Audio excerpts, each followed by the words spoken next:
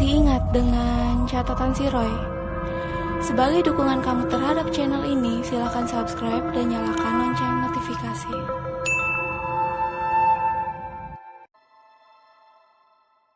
So, kali ini aku mau menceritakan tentang misteri rumah kampung.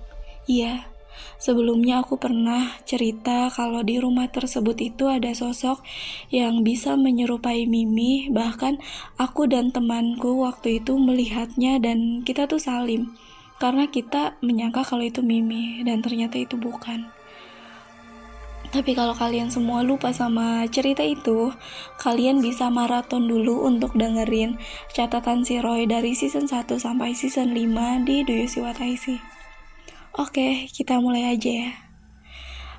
Siang itu aku diundanglah di salah satu stasiun TV untuk menceritakan tentang kisah catatan si Roy. Setelah itu, sore harinya aku pulang dan mampir ke rumah kakak. Dan di rumah kakak, kita ngobrolin tentang rumah kampung. Terus kakakku bilang lah, Roy, tahu nggak? Ternyata di rumah kampung kita itu ditanami banyak benda-benda klinik seperti keris dan lain-lain. Itu banyak banget ditanam sama pemilik rumah terdahulu. Tapi untuk detailnya nanti tanya aja ya sama Mimi sama Bapak, karena Teteh nggak tahu. Terus akhirnya ya udah aku tanya ke Mimi dan Bapak, dan waktu itu kakek juga tahu kejadiannya, soalnya kakek juga ada di TKP. Akhirnya aku tanyalah ke Mimi, ke Bapak, ke kakek juga kejadiannya kayak gimana sih. Terus Mimi ceritalah. Oh ya, ngomong-ngomong sebelum Mimi cerita, aku mau jelasin dulu kalau rumah kampung ini sudah belasan tahun dikosongkan dan akhirnya mau ditempati lagi karena Mimi sama Bapak ingin menghabiskan masa tua mereka di kampung halaman. Jadi rumah kami yang udah ditinggalkan belasan tahun ini akhirnya dibongkar, benar-benar dibongkar dan dibangun bangunan baru. Oke, kita mulai aja ya cerita dari versinya Mimi. Mimi cerita waktu itu katanya keadaan rumah ya kayak rumah yang dikosongkan belasan tahun yang serem dan ya udah nggak terawat lagi. Bahkan pada saat itu tukang nggak berani masuk ke dalam rumah, nggak ada tukang yang berani masuk ke dalam rumah karena ya emang rumahnya itu serem banget, seserem itu sampai tukang aja nggak berani untuk masuk sendiri ke rumah itu. Terus akhirnya mereka masuk rame-rame dan ya bongkar rumah, diratakan. Terus nggak tahu untuk apa gitu. Kamar Mimi itu tuh dulu besar banget kamarnya dan ada kamar mandi di dalamnya. Terus karena saking besarnya kamar Mimi, akhirnya di bangunan baru ini kamar Mimi itu mau dijadikan 2 kamar. Terus masing-masing ada kamar mandi di dalamnya gitu deh. Terus akhirnya ada yang harus digali gitu kan. Waktu proses penggalian di kamarnya Mimi atau di bekas kamar Mimi itu ternyata ditemukan banyak banget keris, batu-batu akik, cincin, mahkota atau apapun itu dari bahan-bahan berwarna gold kayak dari kuningan gitu. Sampai akhirnya mereka manggil Ustadz untuk bantu pengangkatan benda-benda klinik ini, karena Mimi sama Bapak pun nggak tahu dan nggak ngerti gimana gitu loh, kok bisa kayak gini, dan mereka juga nggak ngerti kenapa orang pemilik terdahulu tuh nanam sebanyak ini tuh untuk apa. Terus akhirnya dibantulah sama Pak Ustadz untuk pengangkatan benda-benda klinik ini. Itu banyak banget, sampai kalau nggak salah kata Mimi itu ada 3 atau 4 plastik besar dan itu penuh. Terus Pak Ustadz menyarankan untuk dilarung aja benda-bendanya. Akhirnya ya udah Mimi, Bapak dan kakek mereka melarung benda-benda ini. Ada yang dibuang ke sungai, ada yang ke hutan. Pokoknya ya udah asal dibuang-buang aja karena mereka juga nggak ngerti. Mereka juga nggak punya niat apa-apa, cuman berharap ya udah setelah pengangkatan benda-benda ini, setelah dilarung, setelah dibuang, rumah ini tuh nggak seserem dulu lagi lah. Akhirnya ada beberapa keris yang dibuang di belakang rumah. Jadi di belakang rumah itu ada namanya Lebak. Kalau di kampungku biasa nyebutnya Lebak. Lebak itu sungai kecil yang nggak ada airnya, tapi dia bakalan banyak banget airnya kayak deras gitu kalau hujan. Akhirnya ada beberapa keris yang dilempar ke lebak itulah. Terus karena rumah mau dibangun kan otomatis banyak bahan-bahan bangunan, banyak besi-besi besar yang ditaruh di belakang rumah. Terus ada beberapa tukang juga, kalau nggak salah 6 atau berapa tukang gitu yang jaga, yang nginep di situ untuk menjaga besi-besi dan lain-lain, takut dicuri karena kan keadaan di kampung juga sepi, takutnya ada yang nyuri besi-besinya dan lain-lain gak ketahuan kan. Terus akhirnya ada beberapa tukang yang nginap dan mereka itu keliling rumah setiap berapa jam sekali. Pada saat itu, Mimi diceritain sama tukangnya, sekitar pukul 2 malam itu bagian 2 atau 3 tukang yang harus ngelilingin rumah untuk ngecek besi-besinya ada yang nyuri atau enggak. Pas jalan gitu ke belakang rumah mereka pakai senter, karena kan besi-besinya itu adanya di belakang rumah. Mereka jalan dong ke belakang rumah, dan pas di belakang rumah itu samar-samar mereka semua benar-benar ngeliat ada sosok tinggi dan besar banget. Itu besarnya banget katanya, bahkan setinggi rumah, besar banget.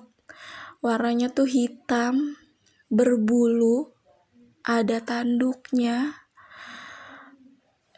ada taringnya, dan matanya berwarna merah. Terus tukang itu karena mereka penasaran, mereka mikirnya salah lihat atau apa, pas mereka senter pakai senter gitu, disorot pakai senter terang kan, dan sosok itu benar-benar terlihat jelas banget. Akhirnya 2 atau 3 tukang ini tuh yang lagi di belakang rumah yang lihat sosok ini langsung lari ke arah depan rumah, dan mereka nggak ada yang berani untuk ke belakang rumah lagi. Dan tukang ini pun bercerita sosok ini berdiri tepat di lebak, di samping lebak itu, di tempat yang beberapa hari yang lalu salah satu atau beberapa keris itu dilempar atau dibuang ke situ. Jadi sosok ini berdiri tepat di keris yang kita buang di situ. Dan sebenarnya banyak juga kejadian-kejadian yang maaf, tapi aku nggak bisa terlalu share karena takut Mimi sama Bapak juga kurang nyaman ya. Aku lebih menceritakan ke pengalaman aku aja. Setelah rumah ini dibangun, akhirnya aku punya kesempatan lah untuk pulang kampung dan beberapa hari tinggal di sana. Aku tinggal di sana beberapa hari di kamarku, dan di kamarku tuh ada toilet. Tapi karena rumah ini belum 100% jadi, rumah ini tuh baru 95%an lah. Hexos di kamar mandi di kamar aku tuh belum dipasang gitu loh, jadi masih kotak kosong gitu kan. Dan waktu itu aku pernah mandi kesorean karena kayak males banget gitu mau mandi. Akhirnya aku mandi pukul 5:30 mungkin, mau menjelang maghrib gitu deh. Aku mandi, keramas, biasalah kan kadang kita iseng ya, kalau ngerasa ada yang merhatiin tuh kita suka nengok-nengok gitu. Dan pas lagi keramas, aku gak sengaja nengok ke atas, ke bagian lubang kotak untuk hexos yang nantinya akan dipasang. Itu ada 2 pasang bola mata yang lagi ngintip aku di kegelapan atap langit itu, atap rumah, atap kamar mandi. Dan jujur aku nggak tahu itu apa, tapi aku yakin banget itu sosok laki-laki. Tapi yaudah, akhirnya aku selesai mandi, terus aktivitas seperti biasa kayak sholat dan lain-lain. Terus aku chat lah sama temanku yang kebetulan dia indigo, dia bisa melihat. Terus chat sama dia sampai tengah malam. Terus aku bilang lah, kenapa ya kok aku akhir-akhir ini ngerasa ada yang merhatiin deh, kalau mandi aku ngerasa ada yang ngintip. Dan bener aja di lubang tempat untuk masang hexos itu aku lihat ada sepasang bola mata, ada seperti laki-laki yang lagi ngintip, dan itu terlihat gitu loh di kegelapan di atas itu. Terus juga sekarang malam-malam aku ngerasa ada sosok yang merhatiin aku gitu di pojokan kamar. Terus temenku bilang lah, ya udah Roy, coba foto deh, aku mau lihat. Terus aku foto spot yang menurut aku ada yang lagi ngawasin aku kirim ke temenku. Terus temenku bilang, oh Roy, iya, itu ada sosok laki-laki. Sebenarnya sosok ini tuh dari luar, tapi mampir masuk ke rumah karena sosok ini mungkin penasaran karena satu frekuensi sama aku. Sosok ini masuk ke kamarku dan dia ternyata beberapa hari ini yang sering ngawasin aku di kamar mandi dan di kamar, yang suka ngeliatin aku. Terus aku nanya kan, bisa diusir nggak? Terus kata temenku nggak usah diusir, nanti juga dia pergi kok, baca-baca doa aja. Terus akhirnya ya udah aku baca-baca doa, walaupun sebenarnya aku takut karena sosok ini tuh aku nggak bener-bener ngelihat jelas gitu loh, cuman kayak sekelebat aja. Terus diceritain lah sama temenku yang indigo itu, kalau katanya sosok ini tuh sosok dari luar yang pernah kecelakaan nggak jauh dari rumahku. Tapi ya akhirnya aku nggak nanya lebih detailnya karena makin takut kan. Sebenarnya selama di rumah tuh aku masih sering lihat sosok-sosok sekelebatan gitu, tapi ya menurutku nggak menyeramkan lah, karena kan yang menyeramkan itu yang emang nyamperin gitu ke aku. Terus waktu itu pagi-pagi lah, sekitar pukul 9 atau pukul 10 pagi, Mimi sama bapak tuh mau ke mana gitu, mau keluar dulu ada perlu. Akhirnya aku di rumah cuma sendiri. Terus ya udah aku iseng ngedit dan lain-lain. Aku denger lah ada suara orang perempuan kayak nggak tahu lagi bergumam, lagi bersenandung atau lagi apa gitu suaranya, kayak samar-samar gitu loh, sayup-sayup suaranya. Terus akhirnya karena aku penasaran ada apaan sih gitu kan, aku jalan lah mengarah ke arah kamar kakakku. Jadi sebelumnya kan aku cerita kamar Mimi kan besar banget, terus akhirnya di bangunan baru ini kamar Mimi dibagi dua, jadi kamar kakakku lah, kamar kakakku yang pertama dan kedua. Terus aku ke arah kamar kakakku yang kedua. Waktu itu aku jalan masuk ke kamar, nggak ada apa-apa karena kan posisinya emang terang juga. Terus gorden juga dibuka, jadi cahaya matahari dari belakang rumah tuh masuk gitu loh, terang. Ternyata setelah aku diem, aku dengerin lagi suaranya itu tuh dari, aku takut kalau cerita ini, dari kamar mandi kakakku. Terus ya udah kan, aku jalan perlahan menuju ke arah kamar mandi yang ada di kamar itu. Pas aku jalan perlahan, by the way kamar mandinya emang lampunya nggak dinyalain ya kalau nggak mau ke kamar mandi, apalagi itu kan kamarnya kosong karena kakakku pun stay-nya di Jakarta. Jadi ya udah kamar mandi mati lampunya. Aku jalan perlahan ke situ dan ternyata di pojokan kamar mandi tuh, di ujung kamar mandi, aku melihat dengan jelas ada sosok kuntilanak. Itu jelas banget, tapi sosoknya itu kayak hologram gitu loh, kayak transparan gitu. Dia lagi ngebelakangin aku dengan rambutnya tuh yang mekar banget, yang acak-acakan banget, yang keribo banget tapi panjang gitu. Terus akhirnya aku langsung lari karena aku takut. Aku langsung lari ke arah kamarku, terus aku tutup pintu kamarku. Aku tetap stay di kamarku sampai Mimi dan bapak pulang. Dan sebenarnya selama aku stay di sana pun beberapa kali ada sosok-sosok yang ngintip-ngintip gitu di balik tembok. Cuman kalau aku nengok tuh dia kayak menjauh. Terus kalau aku lagi main handphone atau apa, dia ngintip gitu kayak mau nyamperin, tapi kalau aku lihat mereka menjauh lagi. Jadi ya udahlah, itu menurutku nggak terlalu serem lah ya. Oh ya, ngomong-ngomong, di belakang rumah itu ada halaman yang lumayan luas banget. Terus juga pas di depan jendela kamar kakakku yang nomor 2 yang tadi aku ceritain. Jadi kamar kakakku yang nomor 2 ini bersebelahan dengan gudang kosong yang dulu aku ceritain di catatan si Roy, yang serem banget, yang suka ada kuntilanak di atas gentengnya. Dan di depan jendela kamar tuh ada beberapa pohon pisang. Pohon pisangnya lumayan banyak gitu deh. Terus waktu itu Mimi sama Bapak lagi sibuk gitu di dapur, lagi kayak masang-masang apa gitulah di dapur, lagi sibuk sampai sore, sampai waktu itu mau menjelang maghrib. Terus akhirnya karena lampu-lampu rumah belum dinyalain kan, dan Mimi sama Bapak pun masih sibuk di dapur, akhirnya ya udah aku mau nyala-nyalain dan tutup-tutup jendela gorden di rumah. Aku jalan ke kamarnya kakakku lagi, ke kamar itu. Aku mau nutup jendela. Aku lihat di luar tuh udah mulai agak menggelap gitu karena udah mau maghrib juga. Pertama aku masuk ke kamar, aku nyalain lampu kamar, aku nyalain lampu kamar mandi di kamar itu.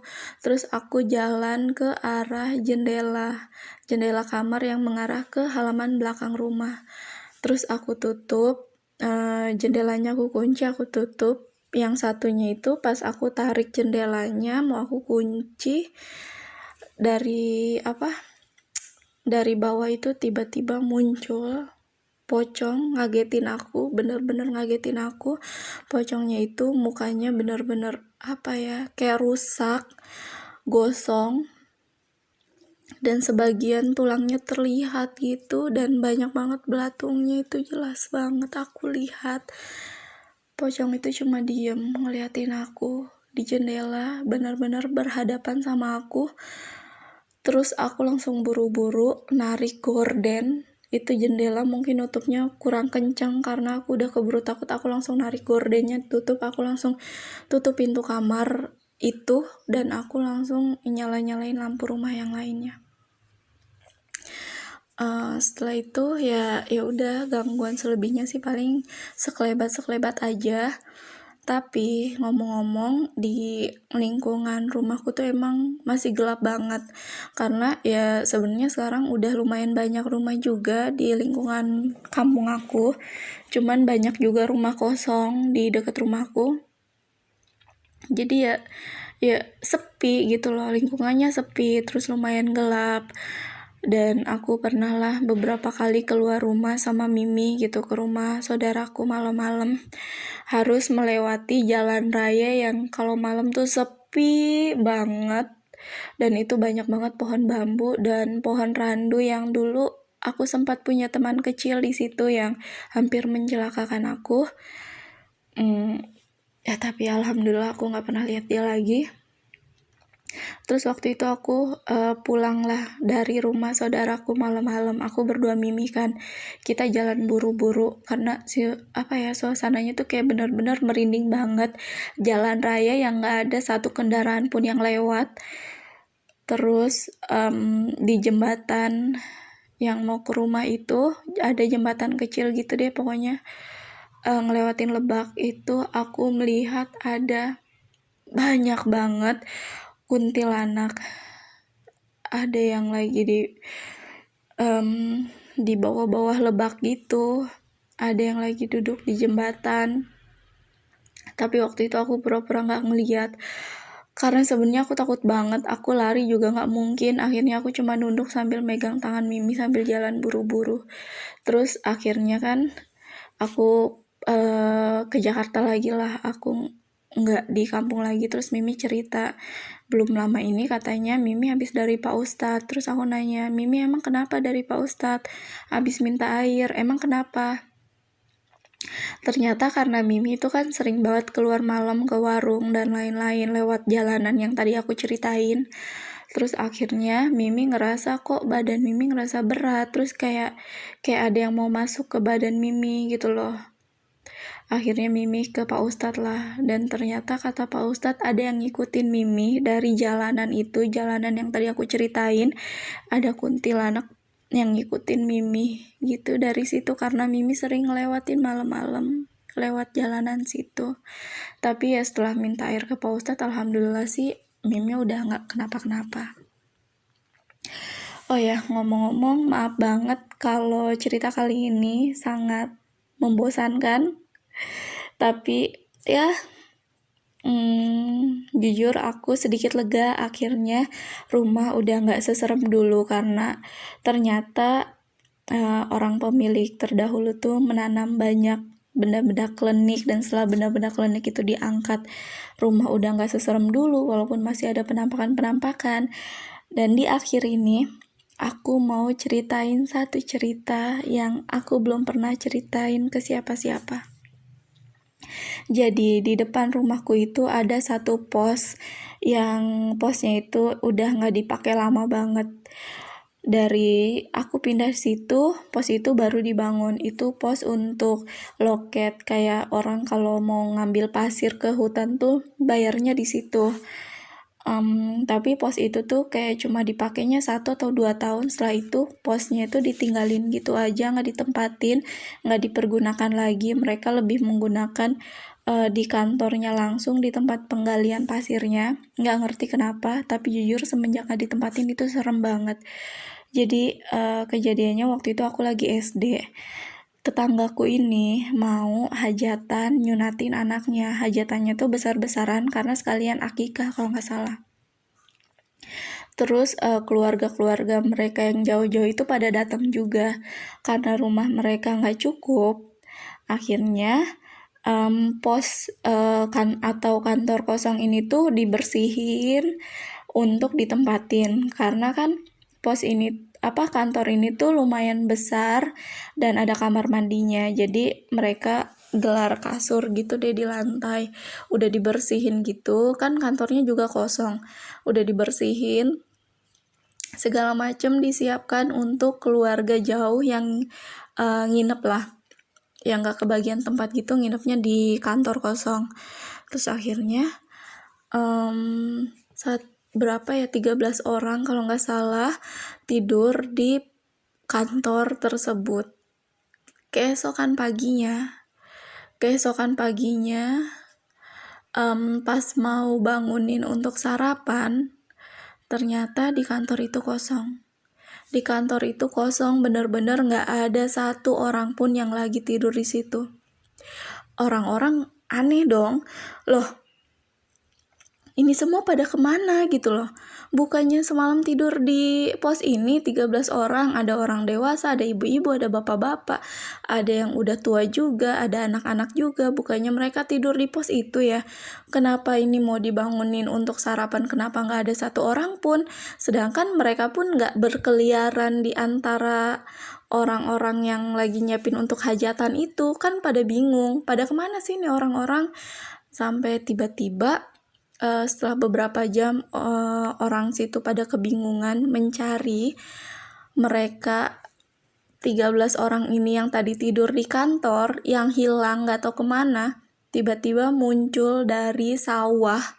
Bener-bener mereka tuh jalan dari sawah, terus ditanya, loh pada dari mana? Tadi kok dicariin buat sarapan kok pada gak ada? Terus mereka cerita, mereka gak ngerti kenapa tiba-tiba pagi itu mereka semua 13 orang bangun udah ada di sawah.